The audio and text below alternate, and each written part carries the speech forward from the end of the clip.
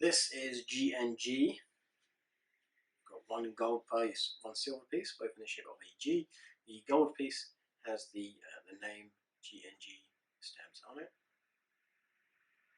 The silver piece has Hanayama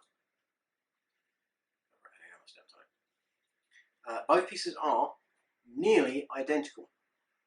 So first I'm going to explain why it's a puzzle, and then I'm going to do an over-the-shoulder directional solution, because there's no way I could describe to you which direction you have to go in, because that's what I'll be doing, but you'll be seeing the reverse if I do it from that angle. So yeah, we're going to flip the camera around.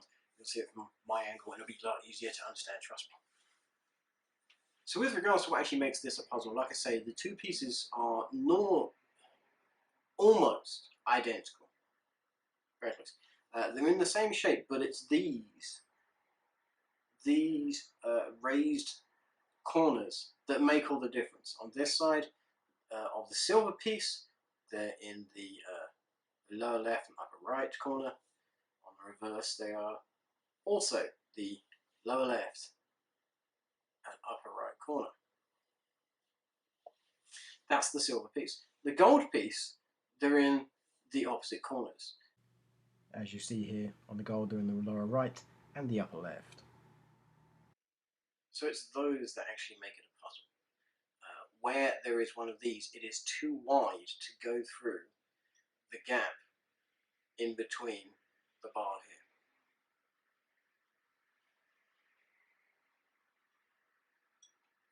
It's difficult to adequately show that, but with the extra thickness, it won't fit in here. It will fit through here, because there's no wall right here to prevent it. You can go through this little gap right next to it. So those are the positions where it will actually fit through. So that's what actually makes it a puzzle. Let's get in with the actual solution.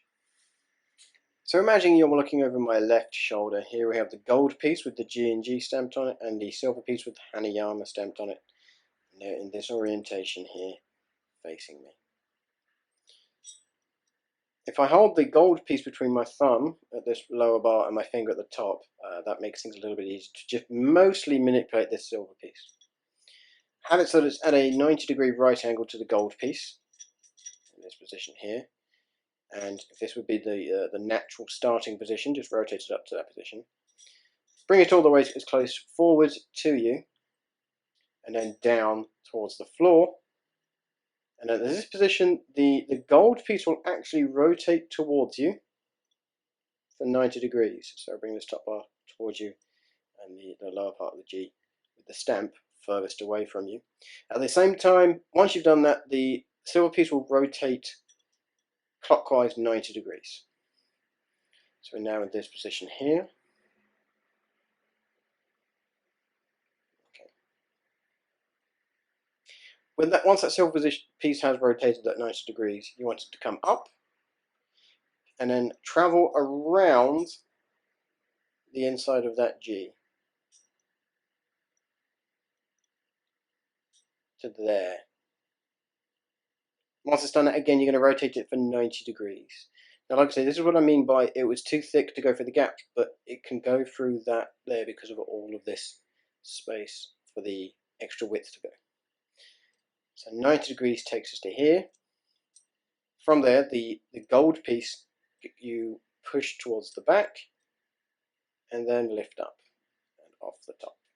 And there you have your two separate pieces.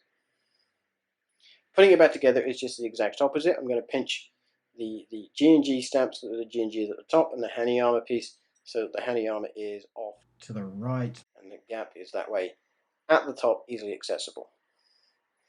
The gold piece just merely slots over the top and then comes through to the front. Once more. On the top, through to the front. Silver piece now you rotate, of course, counterclockwise, 90 degrees. Take it back around the inside of the G, go down, and again rotate counterclockwise 90 degrees with the silver, and then clockwise 90 degrees with the gold, and you are back to the starting position.